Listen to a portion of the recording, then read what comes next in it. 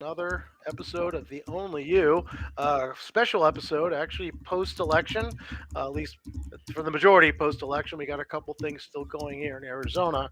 And why, for us, this show is particularly of interest is that the huge change in what was expected, which was a huge red wave with some candidates that people would call extreme, Kerry Lake, and some other people, and it actually didn't turn out that way. Instead, we have almost a full sweep of Democratic wins. Doctor, what happened? Well, I'm not a political pundit and I'm not a political expert. Uh, I'm just one other citizen that goes and votes privately and tries to put his 5 cents worth of support, you know. But I do have to say, though, that the last, 6 years have been traumatic in more than one way, okay, in terms of political wins. And the way I measure it myself is how are my patients doing?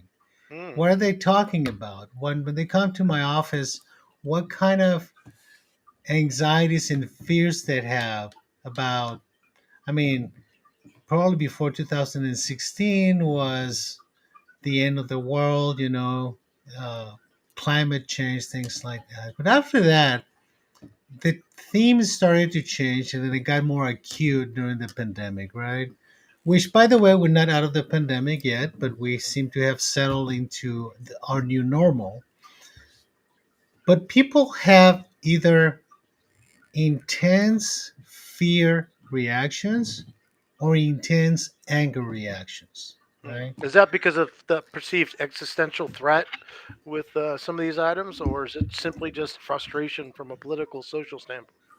I think that there's two large groups of people. There are people who are vulnerable to the anxiety and the fear, people who suffer from anxiety disorders, people who suffer from social anxiety, people who have depression, people with ADHD, bipolar disorder.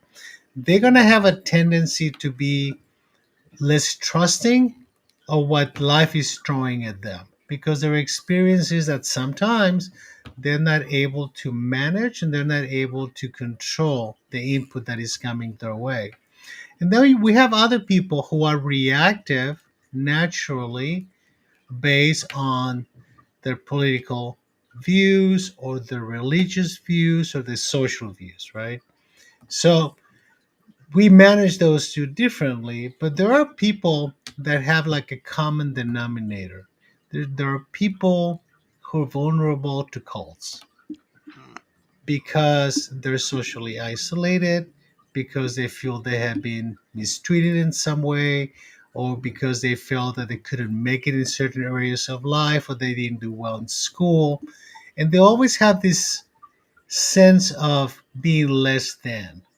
People who have that lack of self-esteem and lack of self-image and they don't have a center, of good versus bad, and that can be a little bit of both. They tend to go radical. They tend to go into something or somebody who stands ahead and says, I have the answers for you. You don't have to feel that way. Unfortunately, when the cults are political or the cults are religious, what we have learned over history is that there's an ulterior motive to control, right? So people are willing to give themselves and all of themselves to the cause, to the cult. And this is not private in the United States. We've seen that in Russia during the communist changes. We've seen it in China. We've seen it religiously driven in the Middle East, right? But the common denominator is this people who think they found the answer, whether it is by a higher power or by a politician. So you decide, well, here's where I belong. Now, the problem is when you make the conscious decision of belonging, because nobody forces you to belong, then your total self and energy and passion goes into that. Hmm. Now, what's the problem with that? Well, the problem is that to a high degree, masses are being manipulated, right? Masses are being driven into. Okay. A beautiful example is the invasion of the Capitol on January 6, 2021. Right, uh, there was a lot of people who believed what they were doing, Mhm. that they were true to themselves, but guided by the wrong principles. Now, let's not talk about religious wars over the last 5,000 years, right? In that people are driven by the passion of the higher power. We had 9/11. So the consequences of cultism are palpable. We can see them, right? They're there. But there's a point in which the infallible leader is not able to deliver. So the only thing they have to deliver at a certain point, and we've seen that over the last couple of years, is lies. And I'm Mhm. going to call it lies because I don't want to call it misrepresentations or distortions of the truth or whatever. Let's call it what it is. They're lying. They don't have any rational, measurable way of supporting their facts, right? Because they're not facts. They're just an idea, you know. I mean, we ended up calling them deniers. I Mhm. think that when you should, I think we should call them liars, right? I Yeah. mean, well, why do we soften the speech to accommodate the possibility of, oh, they're just denying, I mean, if they're denying, we have to believe that they believe that, right? And in my business, people who believe irrational things are called delusional, Mhm. right? I mean, the problem is that we had too many people with the same label, and then it's no longer a psychiatric issue. It's a cult issue. So sociological versus psychiatric or psychological. Correct. So question. So if these people start giving themselves so much to the cause or to the this self identity, what happens when you have an event much like occurred here with our election, where that gets completely undermined by the rest of society? Does that increase the friction and the tension, or do you think it provides a little bit of reality, a dose of reality to these people? Well, Or does that remain to be seen? I guess maybe that's the real question. the people who are true believers in the cult will continue to deny for as long as the leader continues to lie, right? Now, the question is people who are in the middle, right? Because people tend to join these movements without necessarily joining the cult, right? And I think that part of what we saw during this election is that some people said, no, I don't want to go that far. You know, I value my country. I value where we're at, and the United States continues to be the beacon of democracy. I mean, as bad as it sounds to say it that way, and I've said this before, I'm not seeing people trying to migrate to Russia or trying to migrate to China or trying to migrate to Venezuela, right? Maybe China to some degree, some of the Southeastern Asian countries, but the reality is that our experiment continues to move. And this is not the first time we have had cultism in politics. We had it in the 1968 to 72 process of transformation. And we had a liar in the White House, but he was decent enough to accept responsibility and walk away. Correct. Richard Nixon did, and even previous to that, when we think about it, we had the McCarthy era. Correct. So I mean, it hasn't been always pretty, but it's been a process that continues to evolve, right? And it will continue to evolve. But I'm very hopeful about what has happened recently, not only in Arizona, but in the United States in general. Uh, and I have to tell you, I've been in both sides. I was a registered Republican for a very long time until I became an independent because it got too cultish for me, right? And I remain an independent now, and I'm moving more towards supporting a candidate and not a party. And I think that's part of the problem with cultism, is that you have to be devoted to the party. versus being devoted to the candidate. And we're starting to see some signals, I think, psychologically that people are moving away from the party and pay more attention to the candidate. Well, arguably, I mean, again, where I work, sometimes we have a lot of people who are on the right uh, yell about the California Democrats who ruined this, and I was like, that's very interesting because obviously the people who had the most effect weren't the Democrats. We know who they were going to vote for. It was the independents and the not so extreme Republicans, as you mentioned, who have I think really just said, look, that's a little too far for me, and I'd rather support our system above this weird ideology. So, what do you think for people now? We're not even really fully through it, but we've had some significant things here in Arizona. There's a lot of bottled up tension with people, and how do you think that's going to play out here domestically or even at a national level? You know, in psychiatry, we don't focus too much on prediction. We focus a lot on risk, right? So if you ask me, is this patient going to commit suicide? I would say I don't know, but I can tell you what the risks are based on the movie that I've seen about that patient. So when I look at the movie of this situation over the last 6 years, I think that there are enough people, you know, who are entrenched in the cult that they feel that this election was something they owned, Mm, right? And when you tell them, no, you don't have it, they will try to take it.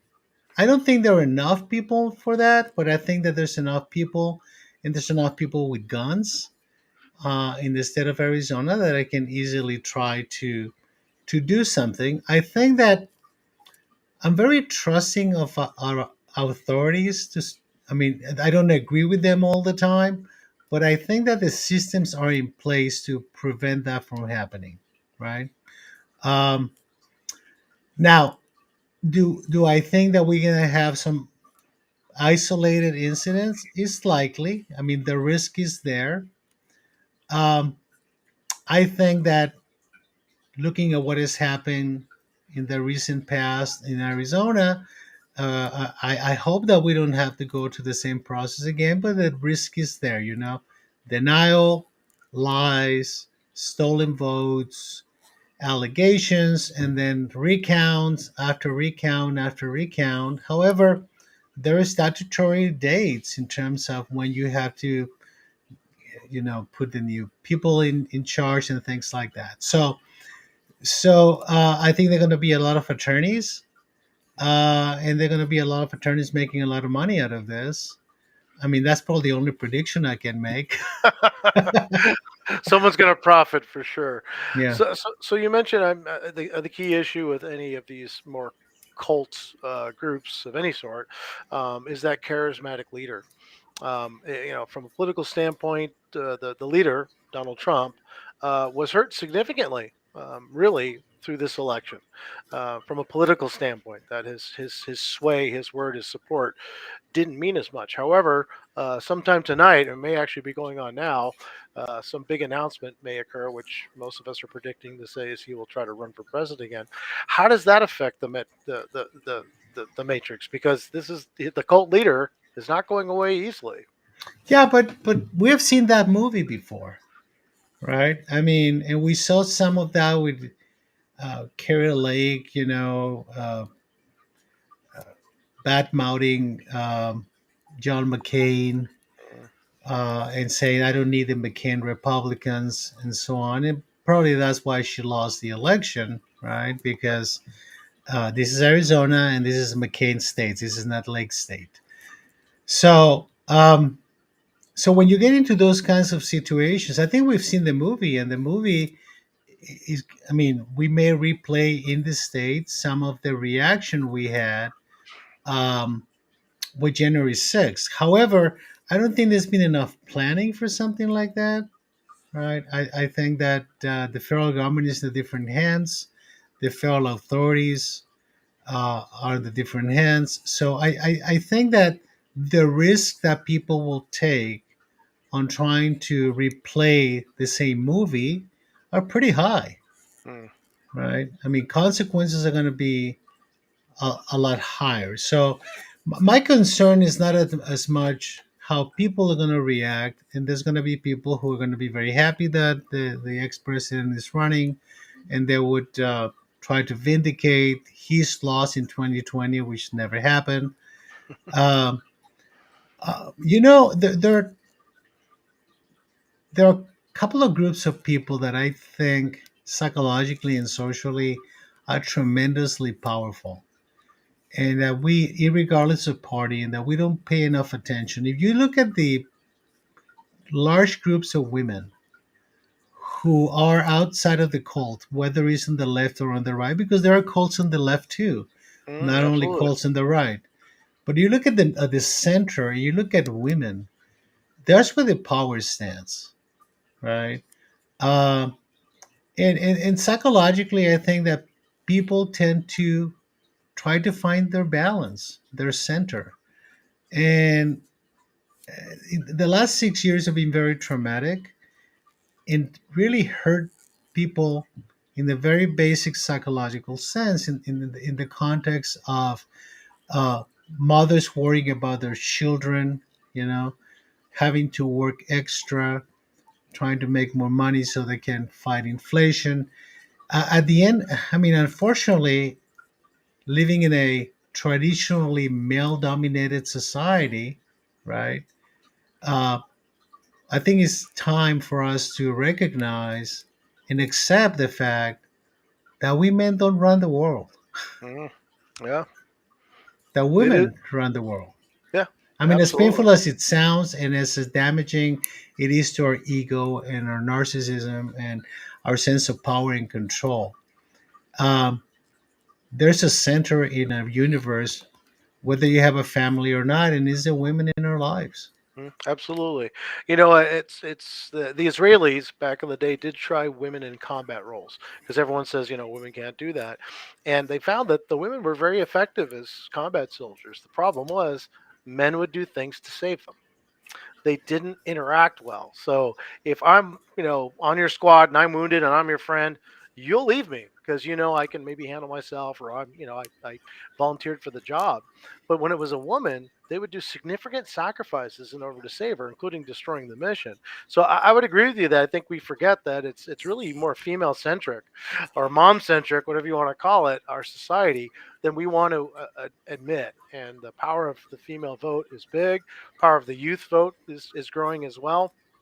Um, a question though about, since the holidays are coming up, and I'm sure we'll do some shows about that stress. But I was meeting with a kid yesterday who I hadn't seen for a long time, and the last time I had lunch with him was actually 8,000 miles away in another country. And he had observed all this stuff over the last couple of years from afar, and he said, how has it affected you socially? And I admitted, I said I have about four friends left. And he said, it seemed to him that this Trump era or the MAGA era, whatever you want to call it, allowed people to feel that it was okay for them to say whatever they said, whatever they felt, no matter what, no matter how it hurt people. We took the brakes off of how we discussed things, and there was a lot of disrespect. And he says, and even COVID, when there's an existential threat, we're like, well, I'm going to say what's on my mind because I may be dead tomorrow. Or as he put it, things that are said that cannot be taken back. And it's really isolated some people. How do you think that's going to play out on the familial level now that we're having these holidays coming up? I have to use analogies related to what I do, and I have to say that we're in an era of overdosing on political content, in part because the information moves very quickly, right? So the impact of a political message may last for 10 minutes because there's another one coming, right? So you becomes like an adrenaline rush when you're especially when you're in cults, whether it's the left or the right, and you start consuming, you know, the information that is going to facilitate you staying where you're at. Because the idea of leaving the cult is not an acceptable idea. So you're going to be searching and overdosing on political content that supports your view. Then what's going to happen is that you're going to start you're going to become a cold sharing person, meaning I have to recruit now. I need to bring more people to validate my idea, right? So you start getting people getting closer and closer, but not everybody gets to the bottom of the cult, right? And we have had cults for a long time. We have the Ku Klux Klan, we have white supremacists. All of those organizations are not political organizations; they're cults, right? Now we have extreme cults in religion too, right? Uh, which it really boggles my mind how the Christian right compromised with Trump because Oh they, God, I incredible. mean, I mean that's one of the most immoral persons in the history of the United States, Mhm. and they bought into that. But that's besides the point.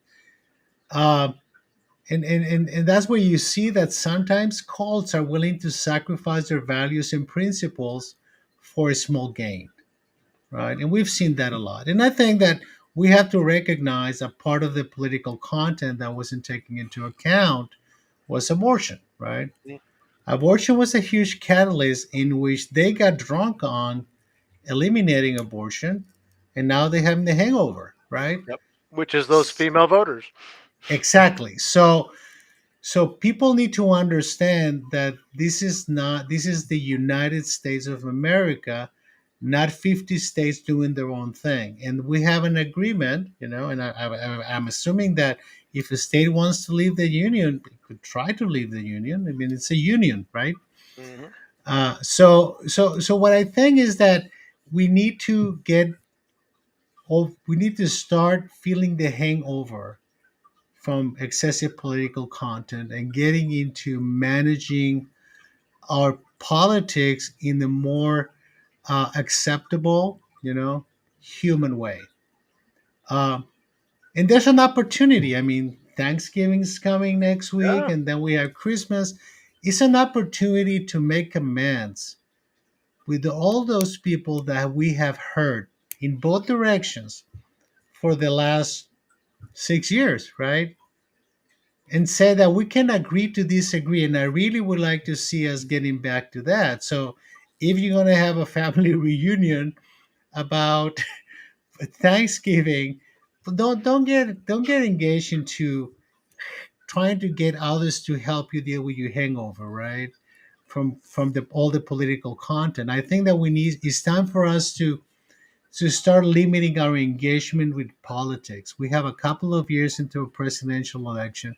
Let's take the next year to just be content and happy and then stop, throwing things at other people so we can feel that we exist, right? So, what do you think you're going to see now, since you said your patience to a significant extent are your barometer, over the next couple weeks? I think that we're going to see some people being very angry and some people being very afraid. Not necessarily afraid of the people who are angry, but afraid of the uncertainty, right? So I think it's important that those people that we have elected continue to communicate in non-political ways. How can we get together, right? How can we move forward from this crisis of the last 6 years that had a lot of different issues, and then stop pointing fingers into who's God and who's evil, right? Because I mean, and I do follow politics, uh, and it's sad for me to see how nobody talks about the how to. How do we go about making this country better? Everybody wants to talk about how bad the other person is. Hmm. It's like a schoolyard. Everyone's just calling names and no one's coming up with any solutions. Well, I was trying to avoid getting into the children analogy, right? Sorry, But the reality is that it I work fits with a bit. yes, It really does. I work with kids, right? And kids don't like to be told that they're throwing a tantrum. I mean, this morning I told a couple of kids, you know, stop. I mean, I'm not gonna have a real adult conversation with you until you stop behaving like a 3-year-old. And of course, they threw a tantrum after that, right? So supports my point. So what happens is that when you try to engage with people that are too far low on the emotional maturity level, right, and they feel very threatened by new ideas, and you're trying to engage them, the initial reaction is one of aggression and trying to push you away because you're a threat, right? Hmm. That's where it gets dangerous, when people are very irrational and have guns, because the ultimate way to get rid of you is to kill you, right? So they shoot you so you don't talk anymore. So it's very important that we recognize that it's not our job to change other people's minds. If you want to believe the MAGA stuff, I'm fine with that, right? But it is important that you understand that there are going to be people who think differently than you. So we need to get back to values. We need to get back to the idea that we have to respect each other. We have to respect each other's ideas and opinions. We don't have to agree with each other. Okay. And I don't remember who said this, but somebody said that I may not agree with you, but I will give my life to protect your right to say it, right? Hmm. That is true. But what I've heard in the last 6 years is that you don't have the right to talk if you don't believe what I believe. Hmm. And that really needs to stop. Well, it seems like we're having a, like you mentioned, an opportunity here in the next couple weeks, really, starting with Thanksgiving and moving on to the holiday season, to take those steps forward. So, if someone that I don't know has to be at an event this weekend where I'll probably my be the only person on my side of the fence, how do you propose they interact with the people that are going to be are very angry about the outcome? Well, you see, what I would say is that you listen a lot and talk little, Mhm. right? So you be mindful of where you're at. You be mindful of your surroundings, right? You don't have to be the most knowledgeable political person in the room, because you have to define your purpose. What am I here for? Once you define your purpose, you can define your interaction, right? And I think that listening is a lot more important than talking. When people are talking too much, they don't want to hear what you have to say. Mhm. So why say it, right? I mean, there's no sense on hitting them below the belt and telling them, how can you be so stupid that you believe all these lies, right? I mean, everybody's thinking it, nobody's saying it, and it's better not to say it. Because at the end of the day, in a democracy, the best way to change the political winds is by winning or losing. Yep. I mean, there's no other way. That's why we have the system we have. And sometimes you win and sometimes you lose, and you have to be gracious in both, Yes, right? it takes courage to live in a democracy, and I agree that, adding that extra word of being gracious to the winners and losers. I think it was Alexander the Great, who, when he was having his giant empire, said, Never treat the people you conquer poorly. Turn around and then hand them something. Have them be a productive part of society, because eventually that bitterness comes back. We all can win. We all lose, but I think we have a great opportunity, as you said, coming up in these next couple weeks to do some serious soul searching, listen a little bit more than talk, and hopefully we can repair some of the damage, at least interpersonally, that's occurred over the last 6 years. Any Yeah, final words? well, the most important thing I think is that be mindful of your surroundings, know what you're doing, define your purpose for you being where you're at, and don't try to be a hero, right? I mean, it's terribly important that we value life, right? And we don't have to be uh, submitting people. I mean, getting people into submission with a gun, right? You're gonna vote with me because I have a gun and you don't. That's not gonna take you very far, right? So we need to understand and get to the point that our center as human beings is our value, not what we cover it with, you know, cult, guns, position, you know.